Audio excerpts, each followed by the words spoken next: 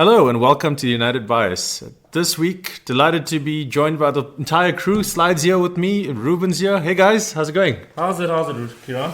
Ruben? Hey Kieran, how you doing? Hey Slide, how's it going? Nice to all be in one room for a change. I know, hey, what a difference it makes being in person. So today's show, guys, quite fun.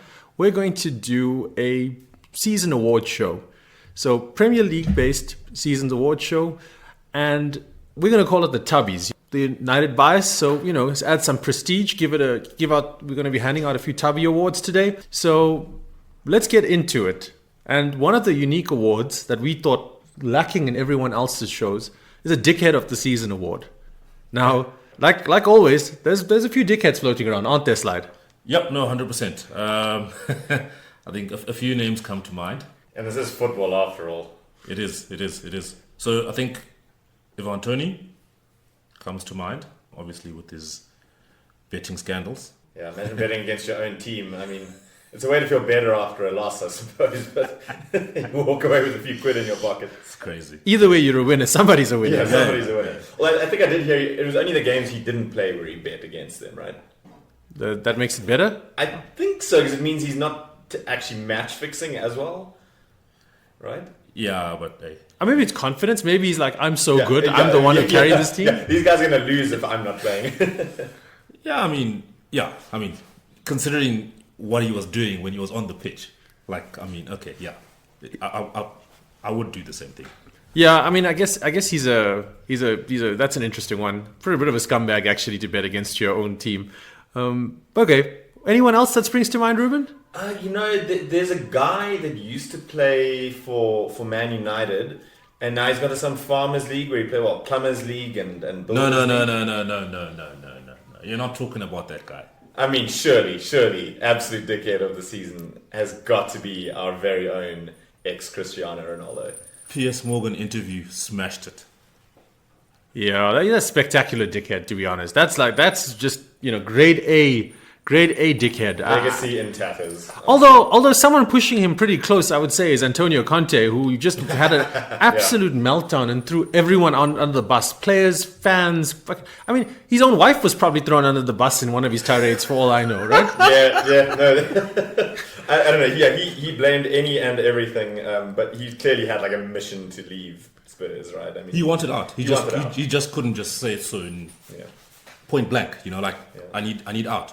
But just to go back on Cristiano, I've actually banned the sue in my household.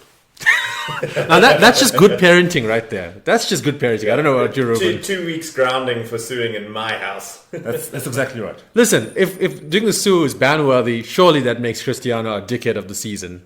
Yeah. Any other? Mitrovic, one more honourable mention. To being a bit of a dickhead to the referee. Yeah, honourable mention to... And his own teammates by missing 4 penalties in one season. That's bad penalty taker of the season award. CR7, hands down, dickhead of the season. Okay, surprise of the season.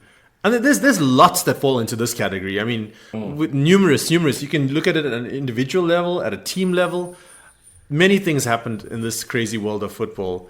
Ruben, what stands out for you this season? What is the real shocking standout moments for you that you didn't expect? If I go back and look at all of those season, all the pundits forever come with their top 4 estimations. And the top 4, I think most of them got one team nailed on for position, and that was pretty much City first. Every other top 4, was somewhat either unexpected or a real surprise how they performed. So, it's...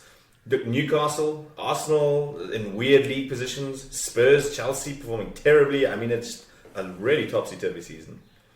Yeah, no, I'd have to agree with you on Arsenal. Yeah. And Chelsea. Yeah. Because, geez. Opposite ends. I'm pretty sure a lot of pundits had Chelsea in the top 4 and Arsenal not so much. But yeah, it obviously was direct opposites. I must be honest. Like at the beginning of the season, maybe I bought into the Kool-Aid, but I'm a big believer, or was a big believer in Antonio Conte. And with some of the smart signings I thought they made, I thought Basuma was a great buy. I thought, oh my God, Perisic, they're adding a winner, a leader to that team. I thought perfect Conte player. I thought Spurs were going to be pushing City. I didn't think they were going to win the league, but I certainly thought they were going to be up, challenging and there and thereabouts. Yeah. Same with Tuchel. All the reinforcements that Tuchel got, great manager. I thought the two of them, Spurs and Chelsea, were going to be the standouts, and they both just spectacularly imploded. So I think maybe we can share this award for this season. Maybe a Spurs and Chelsea really surprised us by imploding spectacularly. Did Spurs underwhelm more than Arsenal way overwhelmed, though? But did Arsenal overwhelmed, or did everyone who was supposed to be above them implode?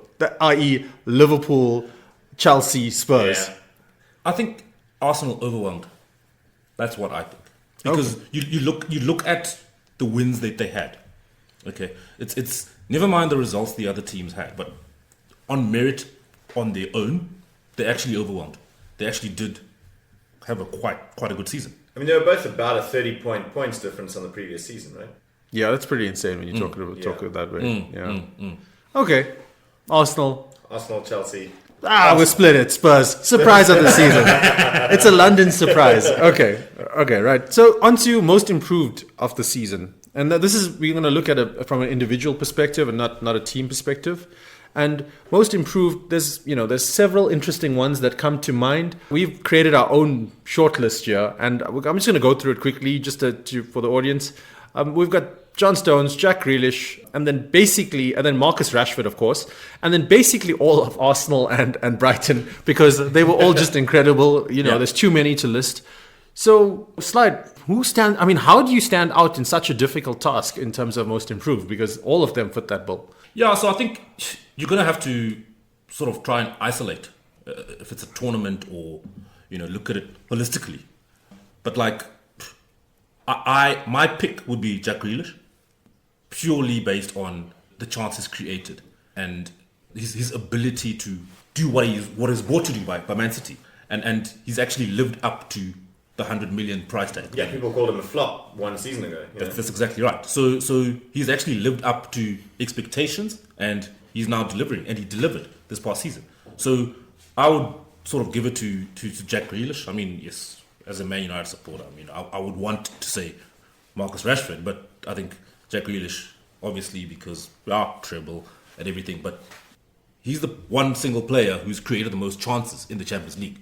Yeah. So you would sort of lean towards him more than you would anybody else.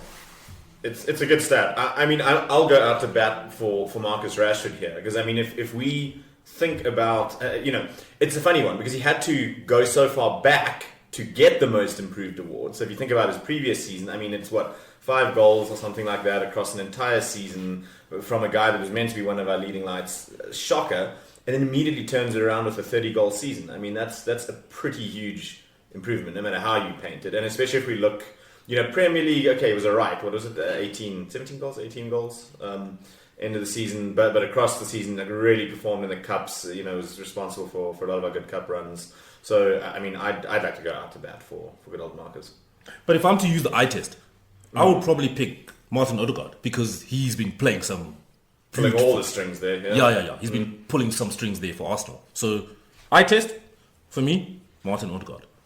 I don't know. What do you think, Kieran?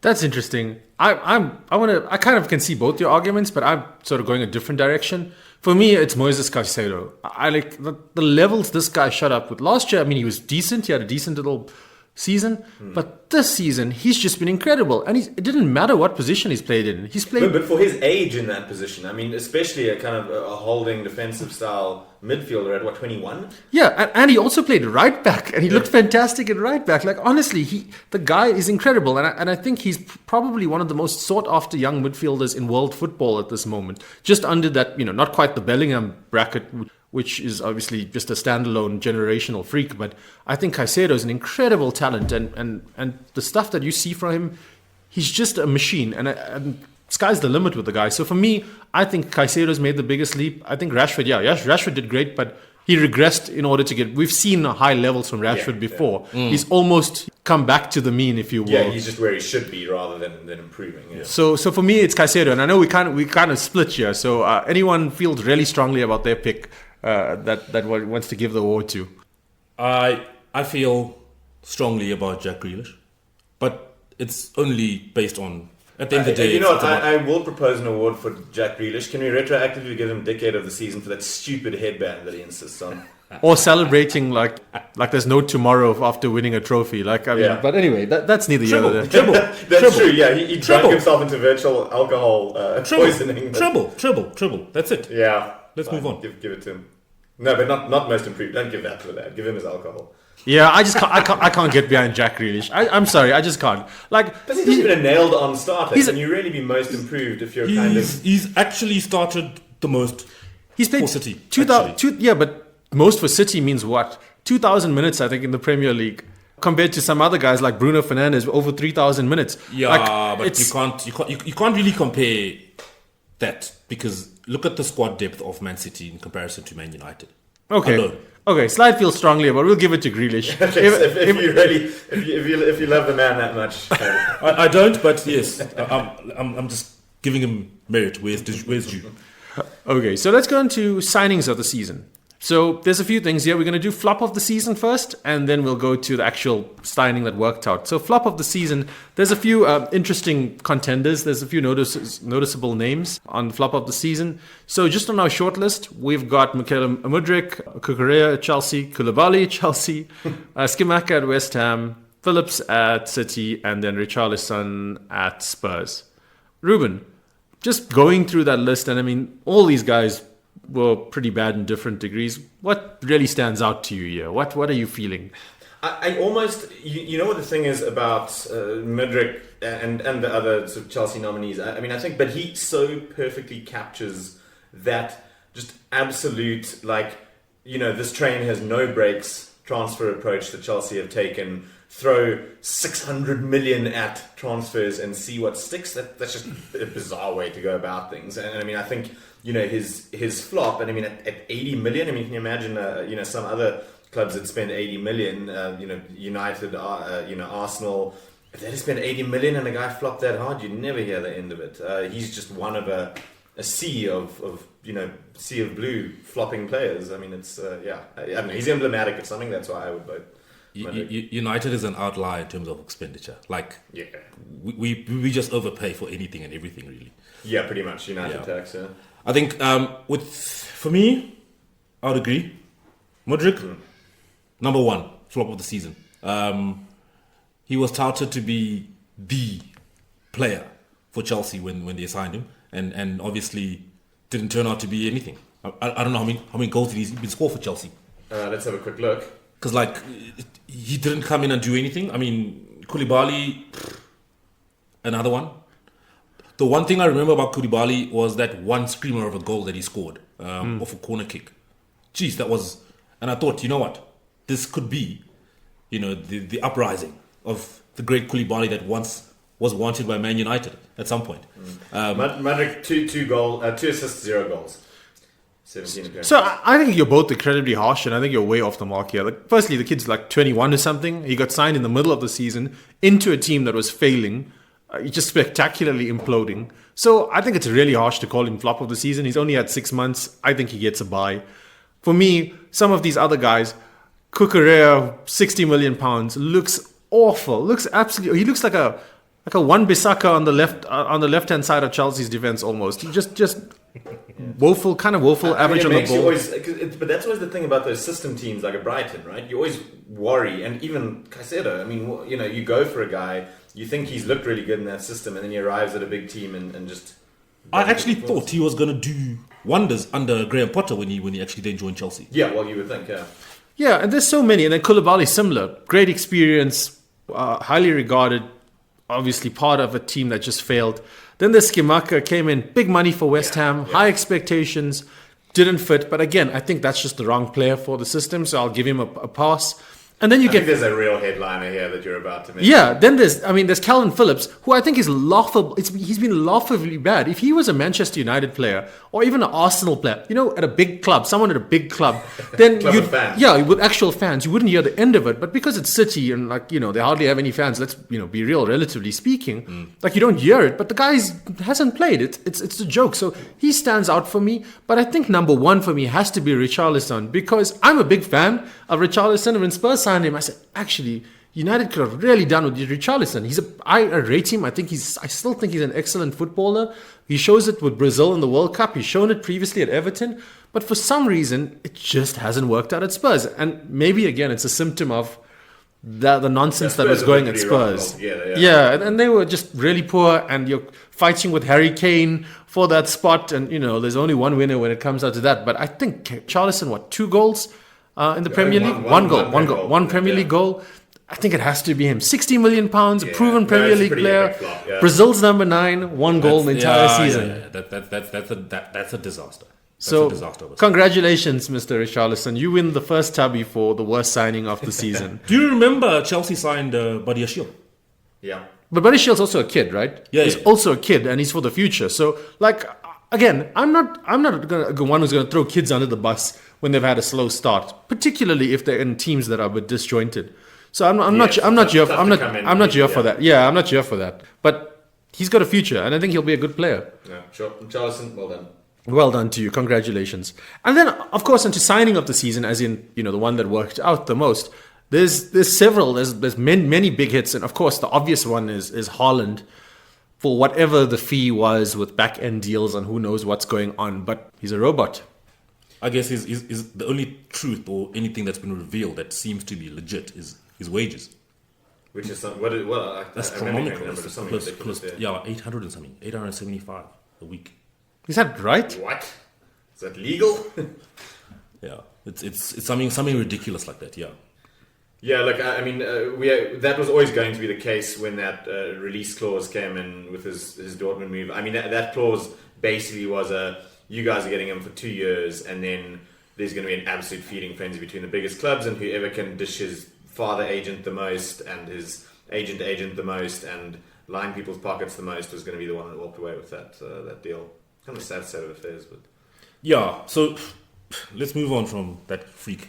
So I mean, the thing is, it's kind of hard to look anywhere else, right? The guy did what he was supposed to do and then some. I guess, to be honest, I think he exceeded expectations. I thought he'd do well. I'm not sure if I thought he would do this well. Smash records left, right, and center. Yeah, his first season in the Prem. At the Prem and the Champions League, he really did exceptionally well. But again, can we? How about we just exclude Haaland from our awards? He's just superhuman, and this is an award for humans, right? Yeah, I mean that's one way to. That's why I say let's move on from this freak, right? Yeah, I mean I think there's plenty of other nominees, but I mean let's just move on. I give it to Haaland. Haaland signing of the season begrudgingly. Yeah, we're not going to talk about any of the others. Let's talk about the other sort of contenders, right? I mean, you can be a contender, but it means nothing. In this case, okay, I think Haaland. Who were good signings? Plenty. I think plenty of signings that were good. Again, going back to our friends at Brighton, Estupinan, fantastic season, looked really good. Arsenal had Jesus, yeah. Yeah, pretty good season. Well, United had 2 guys in the PFA Player of the Team of the Year, right? Who are both new signings. Martinez and Casemiro. It's not bad going for your first season. Can't forget Casemiro. Yeah, and I think, it depends on how you want to look at it. There are different ways. I think Paulinho at Fulham, exceptional season. Yeah. Really carried that team. Him and Pereira in the middle of the park really made them look fantastic and ran them over. They overachieved. Pereira could have been surprise of the season. He could have, yeah. He could have. So there's a lot of good players. I mean, there's too many. Botman at Newcastle, part of that fantastic defense. So, yeah, lots of fantastic players out there. Yeah. Okay, let's move on to manager of the season. And honestly, I think this is the most difficult award. Yeah, this is a tough fight. Some people will say, "What are you talking about? It's Pep. It's obviously Pep. He's won everything." David Moyes. Ooh, it's a saucy proposition there. So I mean, you say it and it sounds like you're being flippant, but actually, he's won West Ham a European trophy. Yep. Yeah, literally the biggest, if you exclude the two that are bigger, European trophy. It's a pretty big European trophy.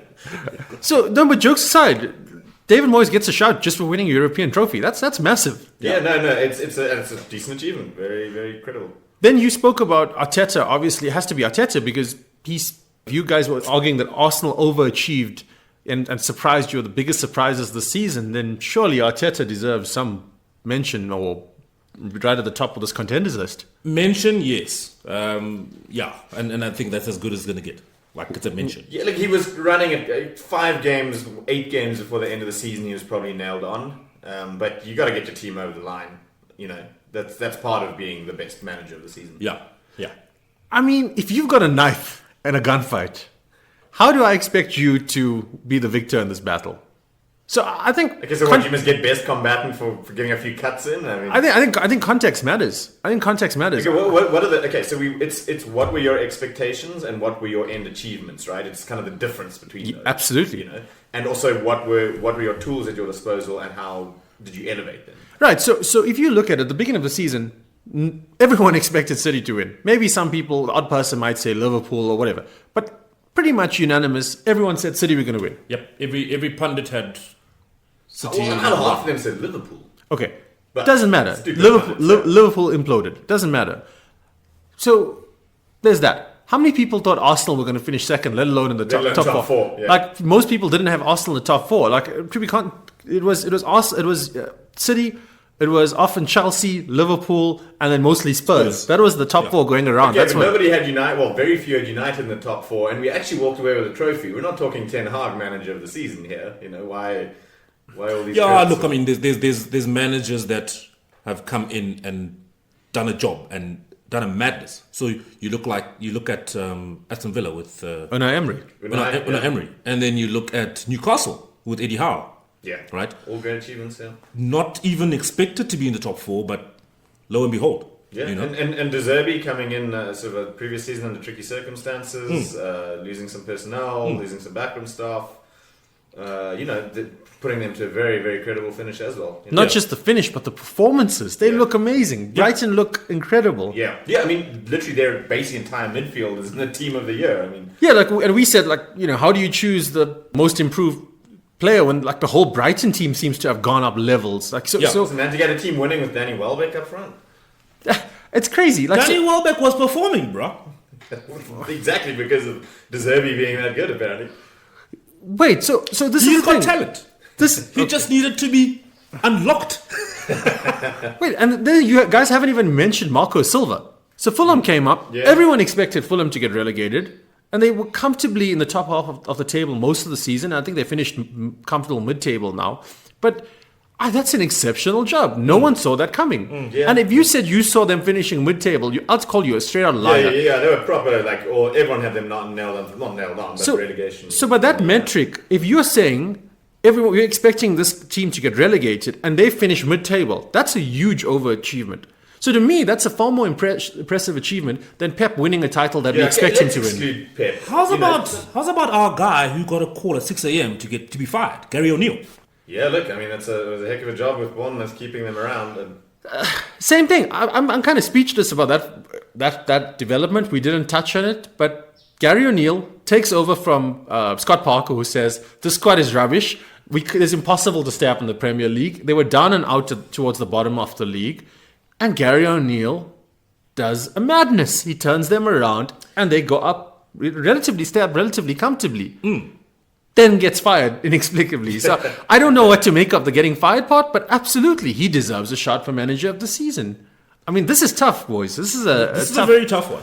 I'm gonna try and exclude Pep out of this thing. They kind of did what was expected. They didn't even have their best points total in the last couple of seasons either, you know? Yeah, and I'm not even going to bring up, the other two trophies that he won. But if we're just looking at it from a Premier League perspective, which is essentially where all these other managers are, I'm thinking, let's exclude Pep, right? I'm going to lean towards Eddie Howe on this one because it was from nowhere that Newcastle then ended up in the top four. You could argue the same thing with Mikel Arteta. But it was an expectation. guarantee you in the boardrooms, they wanted a Champions League considering, position. last season they were properly relegation scrapping. I think about midpoint, even 2/3 of the way through that season, we thought Newcastle were going down. Obviously then, they recruited smartly, but they didn't lay out huge sums of money, over the last two transfer windows. It seemed like they were taking a very measured, we'll slowly, sustainably work our way to top four, and then suddenly they just rocketed at the first attempt, basically, into a really good top four finish. Yeah. Anyhow, for me, I don't know, Kieran? I'm torn, honestly. I really think that guys like Silva and Gary O'Neill, if Can you're you using them, exclude Pep? If we were talking Moyes being there, can you exclude Pep's two trophies? To be fair, Moyes did not, in the Premier League. West Ham underachieved. West Ham had a pretty poor season. 100%. So I'm gonna. Moyes is not in the conversation whatsoever for me, but I do think that the metric of overachieving, you're looking at Silva, you're looking at Emery, you're looking at maybe less so Emery because Aston Villa had a great squad. They just had a terrible manager beforehand. Yeah, but if you look at their run from when Emery took over, that was top four form. It literally was. They finished in the top four of teams from when Emery took over. Would you ever call Villa a top four team? I don't think so. Yeah, I know a few Villa supporters, and they would argue that.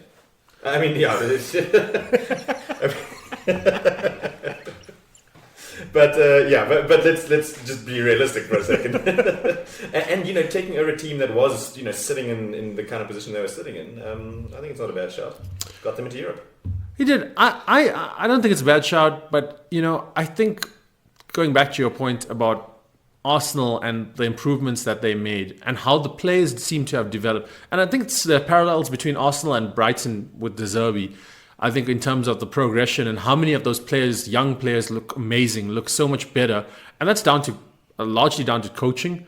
So to me, I want to give it's a toss-up between De Zerbi and Arteta for that reason, both playing pretty good brands of football, and I'd be leaning towards, just because it's Brighton on small budgets and always giving up their best players season after season. This season was no different. They lost Basuma. The previous season, Basuma, was the key midfielder. They just, we'll sell him, no problem, and off they go. So for me, I'm going to give it to Roberto De Zerbi. Yeah, I can go with that. I am very torn as well, but I think just because of the brand of football, just because. It was close margins, although not that close in points at the end of the day. But I'm happy with Brighton. I'm excited to see what they're doing next season. Roberto De Zerbi, you're the inaugural winner of the Manager of the Season, of the Tubby Award for Manager of the Season. Okay, now we get into Young Player of the Season award, and unlike the FA, who, seem to have middle-aged men and Young Player of the Season, we've decided to limit it to players 22 years and under. Slide. Standouts for you for Young Player of the Season. Who captures your imagination as the young player? It has to be Martinelli for me. Arsenal has quite a number of young players, but Martinelli for me is the standout. Goals and assists, very direct player. He's proven to be electric, typical Brazilian type of footballer. And I think for me, he's my standout young player. Obviously, you've got guys in there, potentially, Phil Foden, Caicedo, Saliba, Saka. But for me, the standout is Martinelli, Gabriel Martinelli for me. I think it's just really hard to look past Saka. I think he's looked fantastic. The stats he's put out. Him and Martinelli both. So Saka's 14 goals, 11 assists. Martinelli 15 goals, 5 assists. I think given where Saka plays on the pitch, those numbers are really impressive. Saka's also a penalty taker. Not to say penalties aren't goals. But Look, that's true. But the guy's 21. That's a lot of pressure on. I know Martinelli's 22 now, but Saka. To me, it would be him. If I were to say who could we pluck from and stick into our team, I might say Martinelli into United. But Saka. Surely you say Saka. Surely you take Saka over Martinelli. Yeah, I'm not sure. Okay, fine. Let's not be silly. No, I think Saka. To be honest, I think it's no one else to look at. But the two of you with your goals bias, these biased views. I'm not sure. Let me guess. I'm not sure. Let me guess. Yeah. Let me guess. I'm just. Let me guess. Sure, go for it. Go for it. Let's hear Go for it. He's going to go for The Brighton boy, Caicedo. You know what? The two that stand out for me, yes, Caicedo is one of them, and the other one's Saliba. I thought both of them fantastic in different regards. I thought when Arsenal fell apart, it coincided with Saliba getting injured. Yeah. And for a young man to command the defense and just look so short on the ball, and he's good on the ball. He seems to be a leader in the back of the defense, and he's got the odd goal in him as well. Like, he's got a bit of checkers, So like I quite like Saliba as a young defender. But yes, Caicedo is the other one that I'm crazy. I'm really high on Caicedo. So for me, I'd be leaning to one of the two of them. And I think if you plot Arsenal's success, as I say, and failure, Saliba's availability with and without, you see the results. The trends are there that they still score goals without him, but they start conceding a lot when he's not there, and they fall apart. So I think there's a huge reliance on Saliba at Arsenal. No, sure, and that's kind of what cost them towards the end of the season, really, was those two goals, 2 games in a row, going from 2-0 up to drawing 2-2, was it? Or Yeah. Not a bad shot. I'm sticking with Saka. Saka, Martinelli. And I'm going with Caicedo. I think he has the highest ceiling out of the lot of them. Okay, so we seem to be split here. We seem to be split on this award. So no Tubby. Tubby was the friends we made along the way. The friends we made along the way, but now I'm going to lose some friends because I'm going to use my executive power and I'm handing the award. I'm handing the award to Caicedo. on to the next award. No, this is not a democracy here, boys. This is no democracy. On to the next award is the Player of the Season award. And of course, a bunch of wonderful contenders here. Ruben, can I start with you? Like, what comes to mind when you think Player of the Season? Look, I mean, it would. I mean, there's the kind of very obvious candidates. Of course, there's Harry Kane. There's Erling Haaland. Both going to be extremely difficult to look past. Obviously the Arsenal players are in with a shout. Odegaard, Martinelli, all kind of in there. Saka. Saka. I don't think any of the sort of Brighton crew quite elevated themselves high enough to maybe be Player of the Season. Kieran Trippier? Yeah, look, he did a really good job for Newcastle, but I think there's absolutely two standouts, being Haaland and Kane. Marcus Rashford? Not in the Prem. He was fine in the Prem and better overall. Definitely, close to United's Player of the Season. I've said previously, I still think it's Bruno. But you've got to be putting up better numbers, I guess, as the he had a good season, but you've got to be putting up better numbers in the Prem if you want to be Player of the Season. I think Harry Kane, given how generally wretched Spurs looked, to push, not quite push Haaland, but come quite close. A 30-goal season, I think it's his first 30-goal. Not even a shout for Mr. No Champions League, Kevin De Bruyne? Sure, yes. Also a shout. You like Kevin De Bruyne for this award? No. I'm just sort of looking at a short list. He's for up now. there. Look, yeah, I'm pretty sure he was shortlisted by the PFA, of course, if I'm not mistaken. So I guess it depends on what you determined to be the player of the season. And it's like, it's going back to, Ballon d'Or. So for me, Ballon d'Or, best player, I want the best player. Who's the best technical footballer? Who's the one I want to pay money to watch?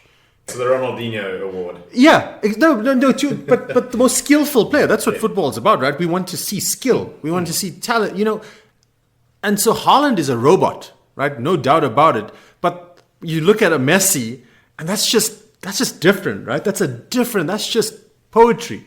Ronaldinho, a Neymar, those are just special players. So when I look at Haaland, yes, he's a special goal scorer, but his build-up contribution is almost zero. And I mean, Pep had to literally rebuild his approach to get him working, as it were. Yeah. But he is a phenomenal goal scorer, and I think those kind of numbers in your first season. He's a Ronaldo, not a Messi, right?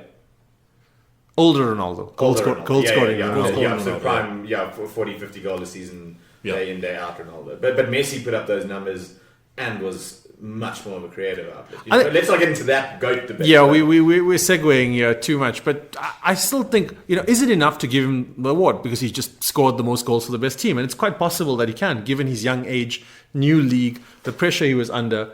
It might be enough to give Mr. Haaland the award. What do you think, Slide? Yeah, no, I think it's purely based on records broken, I would hand it to him. Like the number of goals he scored. the pace in which he scored them. Hat-tricks, freaking all that stuff. Going beyond the Premier League alone. Like, it's he's just done a madness in terms of goal scoring. If Haaland is not in that team, do they still win the treble? I think they still win the league. He didn't really contribute in any of the late run games of either of the cups that they won. You say that, but sometimes the contribution is that he takes out defenders because everyone's focusing on Haaland, and then he gives space for Gundogan or Silva or someone else just goes. FA Cup, Man United lost because consider that first goal. because he won a header. Exactly. So first bells, contribution, sure, done. So yes, without him, they probably wouldn't have done that kind of thing. But sure, it's. Look, let's be honest. If we're not trying to be hipsters about it, it's Haaland, right? I don't think you can argue past it. I would like to tout in terms of what Kieran was sort of alluding to earlier. Would I pay money to go and watch the obvious? Haaland's gonna score goals. Okay, so who are you paying money to go watch here? So no one. No one. in this day and age, or if I'm looking at our shortlist here, probably JJ Okocha's retired a long time ago.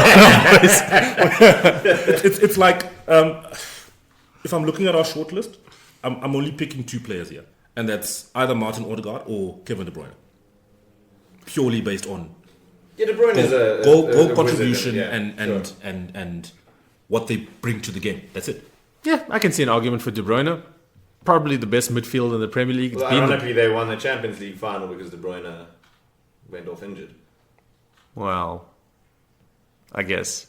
If that's your narrative that you want to stick with, I guess. I'm going to be honest here. Are you going to... Yeah, it's the Caicedo. It's Caicedo. No, I really think... Actually... I really don't think I'm being a hipster, but I think it's Harry Kane. I think if you play for a team that finishes 8th, as dysfunctional as Spurs were, and you bang in 30 goals, and again, as a footballer, Harry Kane, the footballer, is a far more complete all-round football. You could probably stick Harry Kane in the center of midfield, and he probably wouldn't look out of place. No, 100%, he's an all-round complete footballer. And do I think he would perform in a City team? Of course he would. I think he'd be phenomenal in a City team. So I think, Haaland did it for City. Great. He's done great work. Yeah, but Kane could as equally have been that guy, yeah. Kane, I think if Kane was playing for Manchester United this season, Manchester United finished second, probably. Yeah. Probably finished second and are pushing City down. That's how good he is. He elevates True, team. he definitely elevates the team. Whereas a lot of other players, you think of Pogba's and those kind of guys on the day gone. But you're forever asking, how do we unlock them? You don't need to unlock Harry Kane. He unlocks everyone else. Yeah. I've been watching a couple of England's internationals, and the way Harry Kane has been playing is just phenomenal.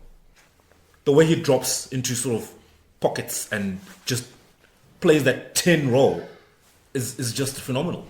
So going back to the analogy of Messi and Ronaldo, well, obviously we're not saying that Harry Kane is Ronaldo, is Messi. For the sake of this comparison, you've got Haaland who does a lot of the goal stuff. And yes, he got some assists because you're playing for Man City. But general build-up play, creativity, Harry Kane does it all. And while Haaland might develop into a better player, today, I think Harry Kane's a better player. 30 goals in that Spurs team, in dysfunctional Spurs team. I think Harry Kane player of the season. Please don't use your executive powers. Give him the Tubby. I mean, I'm not using executive powers. I think Ruben voted for Kane as well. I started off with Kane. Because, he did. I started off with Kane. He did. Have you changed? I digress. I said if we're not being hipsters, we would go Haaland. But if we're being hipsters, which fine, let's be. But is it a hipster to go Harry Kane who scored 30 goals in a dysfunctional team? It's hipster to go Erling Haaland. Is it? What is a hipster to you, Slide? Yeah, I think we've got very different definitions. Okay, once and for all, let's go around. Slide, who's your vote for? Kevin De Bruyne. Ruben. Harry Kane.